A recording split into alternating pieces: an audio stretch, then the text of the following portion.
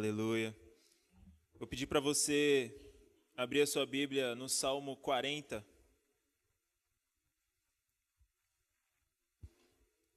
Salmo 40, nos 3 primeiros versículos.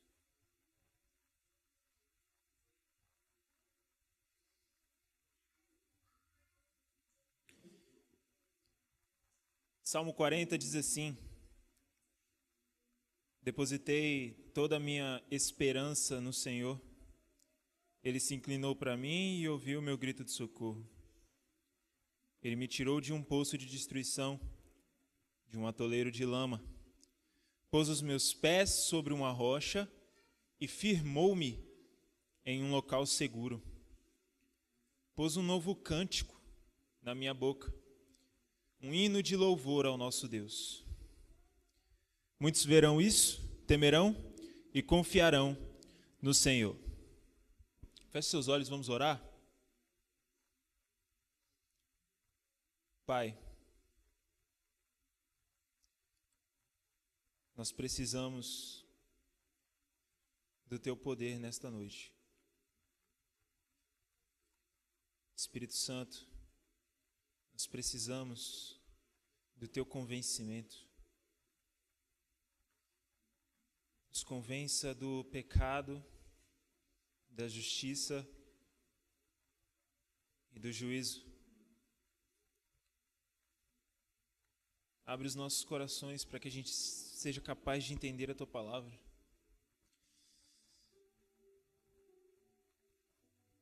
Abra as nossas mentes para que sejamos transformados pela Sua palavra. Muda-nos de dentro para fora. Que eu diminua, Senhor, e que o Senhor cresça cada vez mais. Que nessa ministração as pessoas não ouçam somente a minha voz, mas a voz do Senhor. O Senhor nunca dependeu da capacidade de ninguém, da habilidade de ninguém. Não é agora que o Senhor vai depender de mim. Muito pelo contrário, sou eu quem dependo do Senhor. Então eu te suplico, Pai. Sê conosco nessa noite. Amém.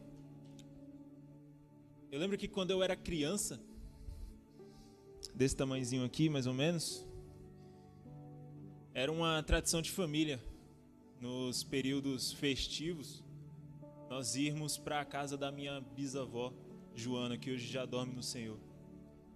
E ela tinha um poço na casa dela, muito fundo, para coleta de água. E a briga comigo era que, pelo fato de eu ser uma criança muito curiosa, eu vivia na beirada do poço, olhando lá para baixo, por conta daquele friozinho na barriga e etc. E eu lembro que quando eu era criança e eu olhava para o fundo do poço, eu ficava me imaginando, dando voz aos meus pensamentos intrusivos, como seria se eu caísse lá dentro. E aí eu me imaginava numa situação onde eu estava extremamente encurralado. Eu olharia para os lados, ia ter só parede, e não dava para me escalar porque eu sou uma criança. E quanto mais tempo passasse ali dentro, a água ia ficando mais gelada, a situação ia ficando mais complicada. E se ninguém ouvisse os meus gritos de socorro, a situação estava preta, porque eu não poderia sair dali sozinho. Veja como o poço físico é um local sem saída. E na ministração de hoje, que vai estar dividida em 3 pautas, em primeiro lugar a gente vai descobrir aonde que o salmista está. Em segundo lugar, nós vamos entender o clamor do salmista. E em terceiro lugar, o resultado de tudo. E como nós vamos ver agora no versículo 2, nós podemos perceber que o salmista também está dentro de um poço. Versículo 2 diz assim: ele me tirou de um poço de destruição, de um atoleiro de lama, pôs os meus pés sobre uma rocha e firmou-me em um local seguro. Perceba que o salmista também está dentro de um poço, porém um poço espiritual que representa um estado de miséria. O salmista olha para os lados e ele não vê nenhum tipo de saída. O salmista pensa que ele pode ficar parado aguardando socorro, porém, quanto mais o tempo passa, estando dentro do poço, mais a situação vai ficando complicada, mais a situação vai ficando difícil. E aí quando ele olha para cima, ele até enxerga uma luz, mas ele não tem força suficiente para alcançá-la. O salmista também está em um atoleiro, que representa um estado de miséria, onde quanto mais você anda, quanto mais você tenta fazer as coisas, quanto mais você se move, mais você afunda. É como se você andasse com os pés virados para trás, você nunca avança. Você tenta e só perde. E quantos de nós já não nos encontramos em um estado como esse? Quantos de nós já olhamos para a nossa vida? Se olharmos para o passado, não nos lembraremos de um momento onde estávamos no fundo do poço, onde estávamos em uma situação onde nós olhávamos para os lados e não tinha nenhum tipo de saída. E quanto mais tempo a gente passava naquela situação, mais as coisas pioravam. E nós olhávamos para cima, nós víamos uma luz, mas sozinho nunca conseguimos alcançá-la. Nós estávamos em um atoleiro, tentando fazer as coisas, e quanto mais a gente tentava, mais nós afundávamos. Demissão de emprego, e a pior de todas, por justa causa. Você não tem onde se amparar. Você sai praticamente com uma mão na frente e a outra atrás. Você não tem direito a seguro-desemprego. Só que o banco não quer saber disso. As faturas vão vir. A conta de energia vai vir. E aí você olha para os lados, o que você pode fazer? Não tem lote para capinar? Não tem laje para bater? Não tem lugar nenhum onde você possa encontrar o seu sustento. E as brigas de casamento que não cessam. Maridos e mulheres que nunca conseguiram se acertar. Parece que conversa um com o outro. Mas é como estar em um atoleiro. Quanto mais você conversa, parece que pior fica. E quando é um problema de saúde? Você pode estar até bem financeiramente, mas de repente um câncer, de repente um braço quebrado, de repente um acidente de moto, de repente um filho nasce com problemas, e você não tem como custear a solução para esse problema. De repente é a morte de um ente querido. Do nada alguém morre, alguém muito importante para você. Você nem pôde se preparar. Você é pego de surpresa pelo luto. E quando é um problema espiritual, você tenta encontrar um momento, desenvolver alguma rotina para poder ter o seu momento devocional, mas você nunca acerta, sempre falha. Você tenta se relacionar com Deus, fazendo o máximo no seu trabalho, dando o seu melhor dentro de casa, mas as coisas não fluem. Você tenta amar o próximo e você não consegue, porque o próximo parece que quer te matar a todo momento. Quantos de nós já não nos encontramos na mesma situação que o salmista? Angústia profunda, frustração, medo, desespero. Quantas vezes essas não foram as palavras que circulavam nas nossas mentes? Mas a beleza desse trecho é que ele não é um relato de algo que está acontecendo. Esse trecho é um testemunho de algo que aconteceu no passado e que hoje não acontece mais. Veja só o versículo 1. Depositei toda a minha esperança no Senhor. Ele se inclinou para mim e ouviu o meu grito de socorro. A ideia de depositar a esperança no Senhor é a de esperar com paciência. Em outras traduções, esse vai ser o texto. Eu esperei com paciência no Senhor. É permanecer calmo, longânimo em meio a tudo. Ficar ansioso, ficar desesperado, só piora a situação. Quantas pessoas, por falta de dinheiro, jogaram o pouco que tinham, num ato de desespero, em uma casa de aposta e perderam tudo? Pode pesquisar no YouTube, pode jogar desse jeito no YouTube, vídeo de um pai de família que recebeu o salário e perdeu tudo em casa de aposta, porque jura que vai fazer 30 vezes mais por conta do desespero. Quantas pessoas não desenvolvem vícios nas drogas, na tentativa de aliviar o amargor de estar no fundo do poço? Quem frequenta os evangelismos da igreja e acaba trombando com algum morador de rua, é praticamente a mesma história em todas as situações. Cara, o que você fez com a sua vida? Minha mulher me deixou e hoje eu moro na rua. Eu fali a minha empresa e hoje eu moro na rua.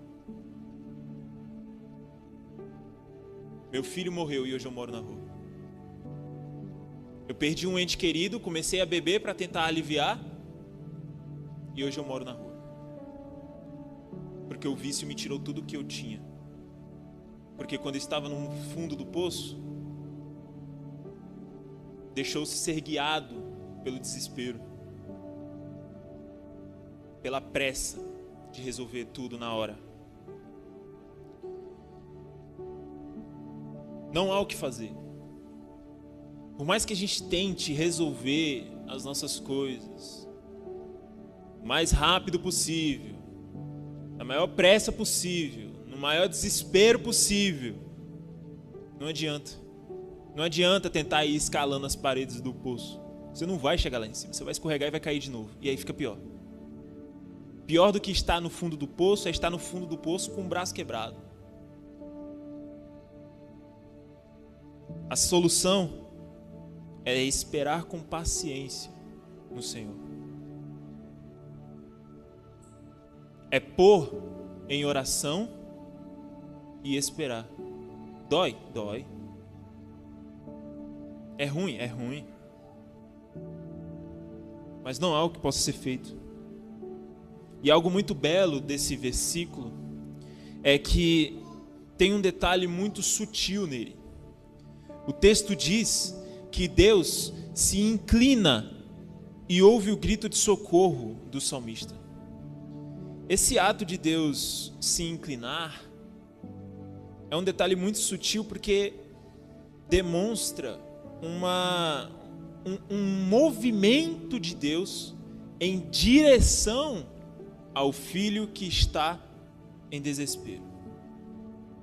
É como se isso denotasse uma especificidade muito grande da parte de Deus. Ele tem vários problemas no mundo, mas ele se inclina em direção ao filho que está em desespero. É como um pai que sai do trabalho para poder ir na escola do filho, porque ele se machucou na aula de educação física. É como uma mãe que sai mais cedo do trabalho para poder cuidar do filho no hospital. Eu estou cheio de problemas, mas o meu foco agora é esse. É socorrer o meu filho que está no fundo do poço. Deus se inclina em direção ao salmista. Deus tem uma atenção particular com os seus pequeninos. com aqueles que se portam como uma criança perante ele. É como na história de Bartimeu, onde ele estava no meio da multidão, mas ainda assim Jesus o encontrou. Jesus, filho de Davi, tenha compaixão de mim. Que isso? Para de gritar. Ele não vai te ouvir, ele não vai vir até você.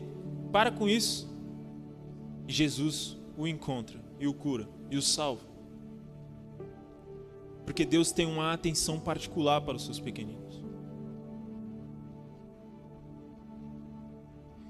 E quantos de nós aqui já recorreram a Deus em meio à angústia e fomos ouvidos? Faça uma autoanálise do seu passado. Quantas orações nossas, feitas aqui na igreja, já não foram respondidas? Orações envolvendo crianças. Quantas crianças já não passaram por problemas de saúde aqui, nessa igreja? E nós oramos, e hoje as crianças estão na salinha ou estão perambulando aqui no nosso meio. Por que isso acontece? Porque Deus tem uma atenção especial para os seus pequeninos. Ele se inclina em direção aos seus pequeninos. Quantas vezes nós já não levantamos valores financeiros para ajudar irmãos aqui na igreja?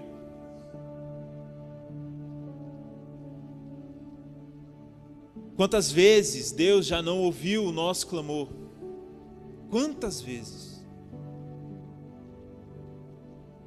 O versículo 2 diz: Ele me tirou de um poço de destruição, de um atoleiro de lama, pôs os meus pés sobre uma rocha e firmou-me em um local seguro.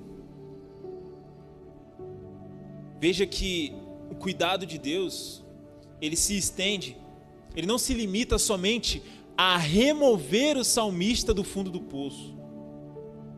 Até porque ele pode cair de novo. Ele pode repetir o mesmo erro. Deus tira o salmista do fundo do poço e o coloca em um local seguro. Deus tira o salmista do atoleiro e o coloca sobre solo firme, para que ele não afunde de novo. Esse é o tamanho do cuidado. Eu tiro você da lama, mas eu te dou um banho, te dou um sabonete, te limpo e te coloco longe da lama. Te coloco em um local limpo. E não é assim conosco? Não foi assim conosco? O filho de quem aqui foi curado pela metade? A resposta de quem aqui foi respondida pela metade? A oração de quem aqui chegou só pela metade até os ouvidos de Deus? Os problemas de quem aqui foram resolvidos só pela metade?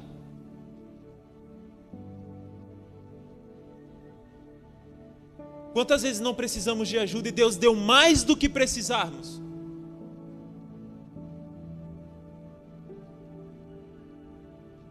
É quando a mulher da gente pede pra gente mandar: manda aí 25 reais aí no meu Pix. Aí você vai lá e manda 50, porque você quer agradar. Não, mas você mandou a mais. Não. Trabalho para isso. Não é assim que Deus faz conosco? Não, Deus, mas eu estava só... não precisava disso tudo. Não. Pode ficar de boa.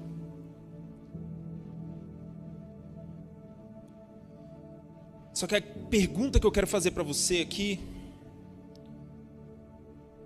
é: quantas vezes você levanta o seu clamor diante de Deus? Ou melhor, quanto tempo você espera para levantar o seu clamor diante de Deus? Você está com problemas, você está no fundo do poço. Quanto tempo você espera para pedir ajuda para Ele? Porque o desejo de Jesus era que nós nos comportássemos como crianças. deixe vir a minhas criancinhas, porque das tais pertence o reino de Deus. O reino de Deus pertence aos que são como elas. E o que eu saiba, quando uma criança está com problemas, ela vem até os pais para pedir ajuda. E por que quando é com a gente, nós tentamos fazer o máximo que der com a força do nosso braço, para só quando não der certo a gente pedir ajuda para Deus? Por que quando é com a gente, nós tentamos escalar as paredes do poço 1 milhão de vezes, até a gente perceber que não vamos conseguir, para só depois dizer, Deus, me ajuda aqui? Quando uma criança tenta resolver o problema dela sozinha, geralmente ela piora ele.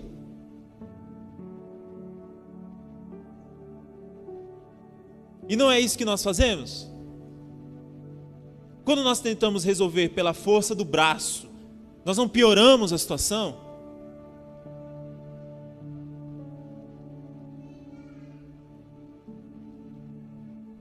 A real é que nós nos comportamos assim porque não queremos ser como crianças, nós queremos ser como Deus.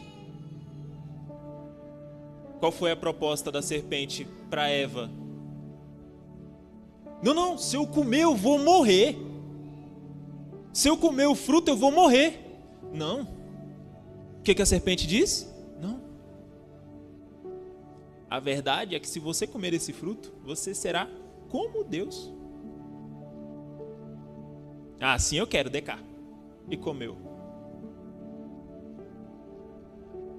Eva representa o nosso desejo de ser como Deus.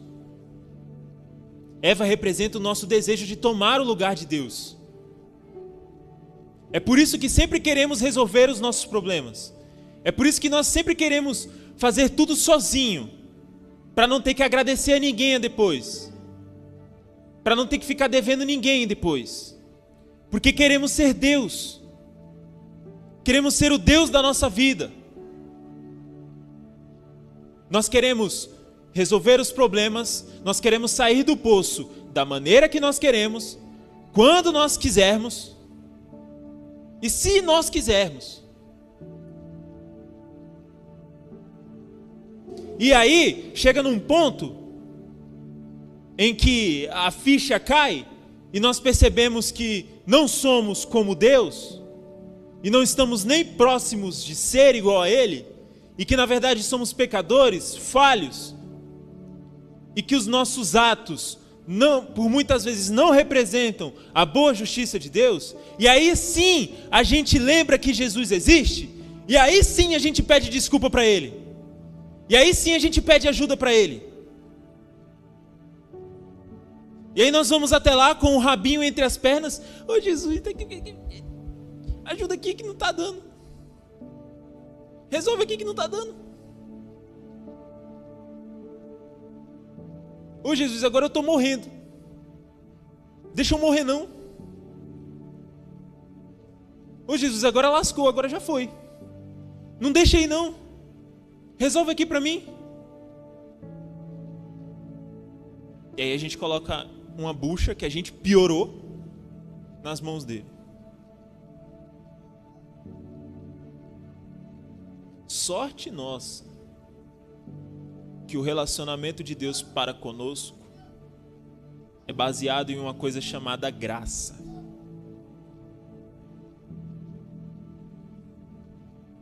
Porque a coisa mais terrível que existe é alguém chegar para você e jogar um BO desse tamanho na tua mão e mandar tu resolver.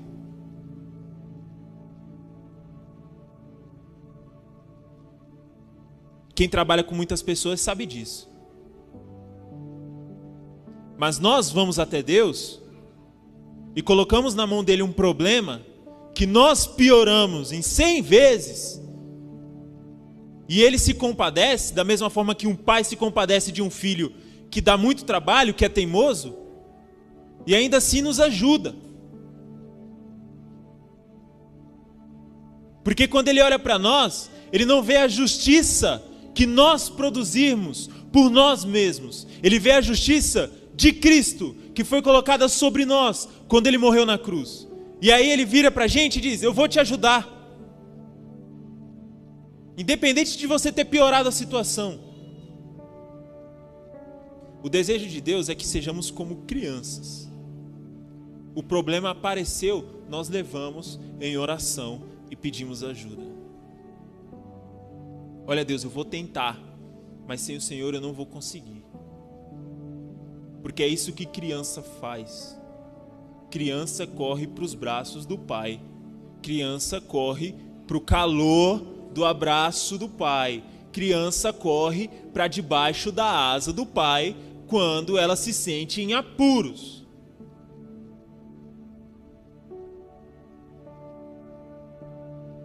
Até os animais são assim. Quando pisa na patinha de um filhotinho de cachorro, você vê para onde ele vai correr? Para perto da mãe dele. E se você for lá pedir desculpa, a mãe dele te morde. Dito isso, sejamos como cachorros? Mais ou menos. Corra para o seu pai. Corra para Deus. Peça ajuda para Deus. Solucione os seus problemas junto a Deus. Sabe por quê? Porque quando Deus tira o salmista do fundo do poço, olha o que o versículo 3 vai dizer: pôs um novo cântico na minha boca, um hino de louvor ao nosso Deus. Muitos verão isso, temerão e confiarão no Senhor. O salmista louva a Deus depois que o problema dele é sanado. Mas para chegar no versículo 3, que é um louvor de agradecimento, ele teve que passar primeiro pelo versículo 1, que é um clamor de desespero.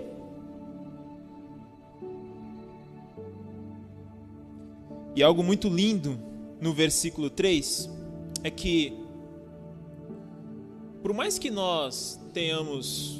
o salmista tenha sido salvo de sua angústia, ainda assim, as consequências de tudo que ele passou, estando nesse estado de miséria espiritual, poderia ter gerado algum tipo de trauma nele. Isso é muito comum por quem já teve histórico de vícios em drogas. O intelecto fica um pouco bagunçado. Quando você conversa com alguém que já teve histórico de vício em drogas por muito tempo, você percebe que o jeitinho de conversar dela é um pouco diferente. Porque são sequelas. E às vezes, nós podemos carregar sequelas espirituais do momento em que estávamos dentro do poço. E aí, agora nós estamos do lado de fora. Estamos pisando em rocha firme. Estamos pisando numa grama verdinha. Deus nos conduziu aos pastos verdejantes. Estamos bebendo das águas tranquilas. Mas nós não vemos mais beleza nisso por conta de tudo que passamos no período de desespero. Quantas pessoas não ficam amarguradas por conta dos problemas que passaram na vida? Quantas pessoas que tiveram dificuldades de relacionamento com os pais, hoje são péssimos pais por conta disso? Reproduzem os traumas que viveram. Quantas pessoas que já tiveram experiências ruins em relacionamentos resolvem se privar de se relacionar com alguém novamente? Por quê? Porque carrega um trauma, uma sequela da época ruim que viveu. Mas a beleza do texto é que quando Deus remove o salmista do fundo do poço, o texto diz que ele pôs um cântico novo na boca do salmista. O salmista, que podia muito bem estar praguejando, murmurando, reclamando, depois de tudo que ele viveu, agora entoa um novo cântico de louvor a Deus. Porque quando Deus nos remove da nossa situação de miséria, Quando Deus soluciona o problema que estamos passando em nossa vida, Ele simplesmente não nos remove de lá de dentro e nos deixa vivendo a esmo, convivendo com os traumas. Não, Ele trata as consequências. Ele trata os traumas que poderíamos carregar por conta do período de desespero que vivemos. Veja como é um cuidado muito particular de quem se inclina em direção ao Filho. Eu não vou deixar você traumatizado, eu não vou deixar você com problemas psicológicos. Você teve problemas na criação com seus pais? Eu vou te ensinar a ser um pai melhor. Você teve problemas de relacionamento? Eu vou te ensinar a ser um marido melhor, uma esposa melhor. Eu não vou deixar você carregar essas mazelas que você aprendeu no seu período de dificuldade. É assim que Deus nos trata. Ele renova a nossa estima. Ele nos conduz a um lugar seguro. Ele nos conduz. É assim que ele, não é assim que, não é essa vai, não, essa não vai ser a recompensa da nossa morte? Quando passarmos por algo ruim que é a morte, seja lá se morreremos por um infarto, ou a gente vai ficar preso nas ferragens de um caminhão, ou sei lá, independente do nível de peso da nossa morte, qual será a recompensa para aqueles que são filhos dele? Novos céus e nova terra.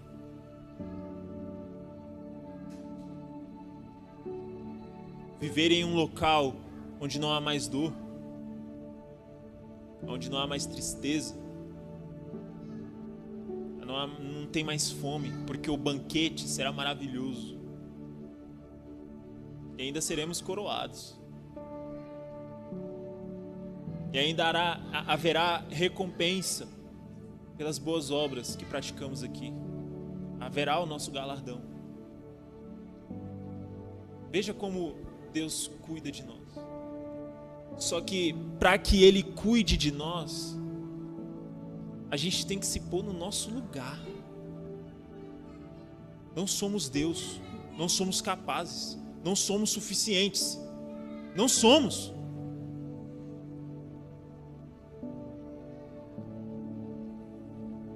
Esse texto também aponta, e com isso eu concluo,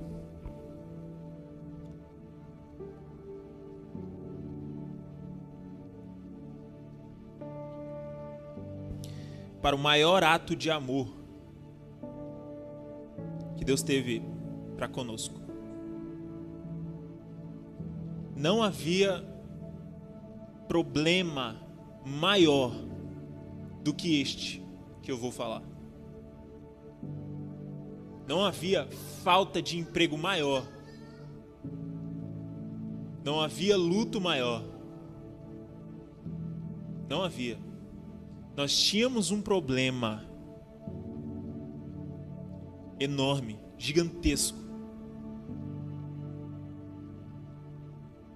Nós estávamos em um atoleiro muito maior, muito pior, que só nos conduzia para a morte.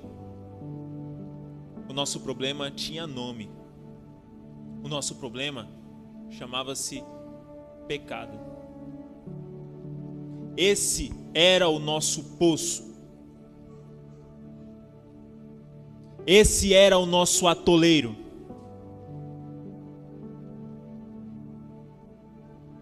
Quando estávamos nesse poço, estávamos com a água até o pescoço, mergulhados nos nossos pecados, mergulhados nas nossas mazelas, mergulhado nas vezes em que desrespeitamos alguém e não pedimos perdão, mergulhado nas vezes que falamos palavras promíscuas, mergulhado nas vezes que agimos com imoralidade. Mergulhado nas vezes em que nós exercemos a nossa sexualidade fora do padrão que Deus estabeleceu. Mergulhado nas vezes em que caluniamos alguém, em que desrespeitamos os nossos pais. Mergulhados no fruto que nós comemos lá no Éden. Esse era o nosso estágio. Era ali que estávamos. E eu acho que alguns até nutriam algum tipo de fé em Deus antes de se converterem realmente. Mas é a tal da sinceridade falsa. Porque você até nutria uma fé em Deus antes de se converter. Porém, era como andar em um atoleiro. Você tentava alcançar a Deus sem o auxílio de Jesus, sem reconhecer a morte de Jesus, sem reconhecer a ressurreição de Jesus. E isso nunca te conduzia para perto de Deus, muito pelo contrário. Você só afundava cada vez mais nas suas próprias mazelas, nos seus próprios pecados. Mas houve um momento em que fomos visitados pelo Espírito Santo e os nossos olhos foram abertos e olhamos para dentro de nós e vimos tudo, todos os erros, todos os pecados, todas as iniquidades. E aí, nós gritamos para Deus: Jesus, filho de Davi, tenha compaixão de mim. Lá de dentro do poço, afundado nos nossos pecados, o Espírito Santo foi nos visitar. E lá de baixo, nós clamamos: Senhor, me salva.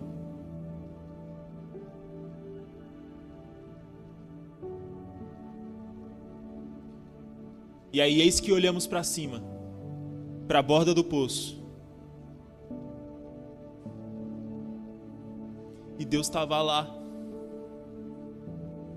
sentado na beirada, dizendo: eu vou te puxar daí, estou descendo.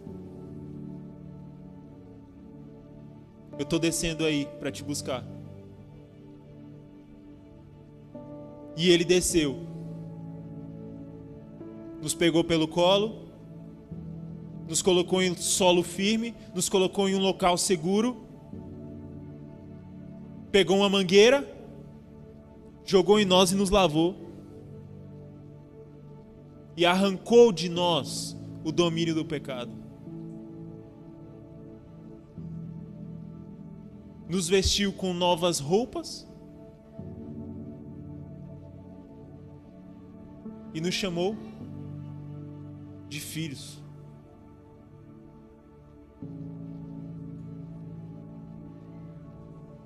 E disse: você ainda vai ter mais dificuldades, mas lá onde eu habito, o teu local está preparado, o teu quarto está preparado para você. O banquete está preparado para você. Não foi isso que aconteceu?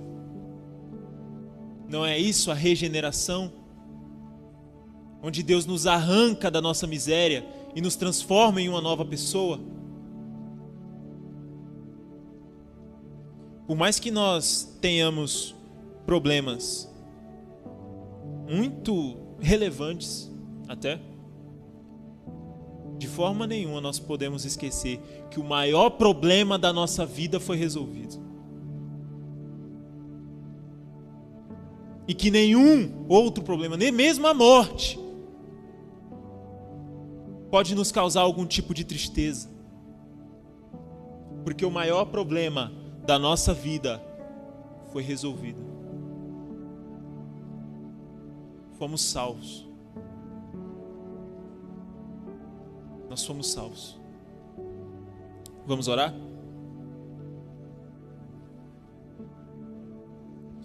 Pai, nós te agradecemos. Nós te agradecemos por todas as vezes que nós estávamos dentro do poço, nós estávamos no atoleiro e o Senhor nos salvou. Nós queremos te agradecer aqui, Senhor, novamente, pelas curas. Nós queremos te agradecer pelos milagres que o Senhor realizou no nosso meio. Nós queremos te agradecer pelos livramentos que o Senhor nos proporcionou.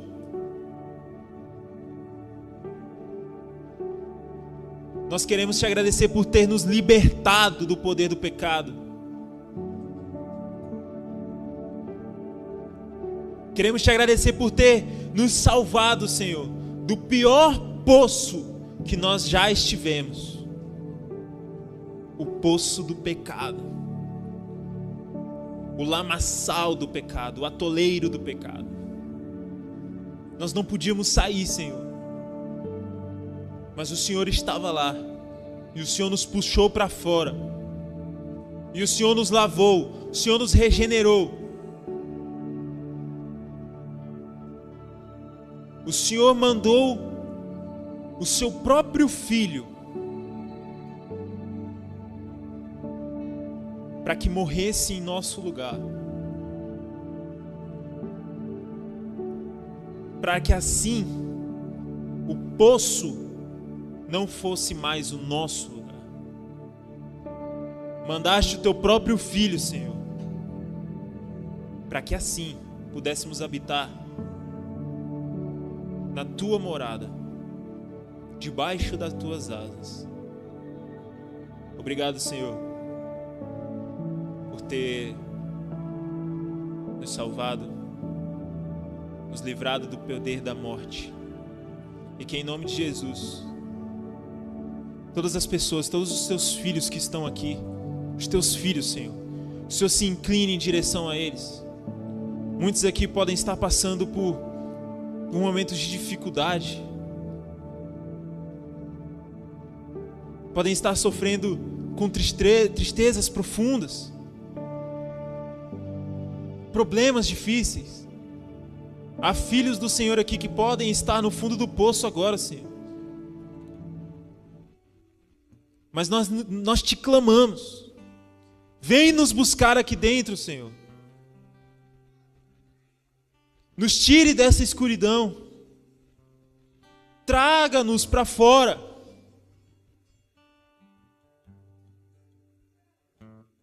Por favor, Senhor. Cuide de nós, os teus pequeninos.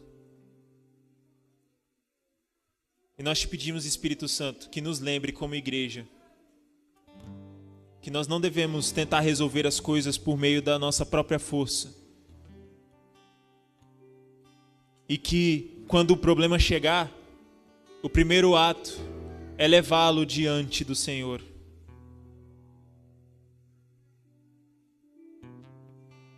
Deus, essa é a nossa oração, essa é a tua igreja. Esses estão os teus filhos que clamam do fundo do poço. Vem nos salvar, Senhor. Amém.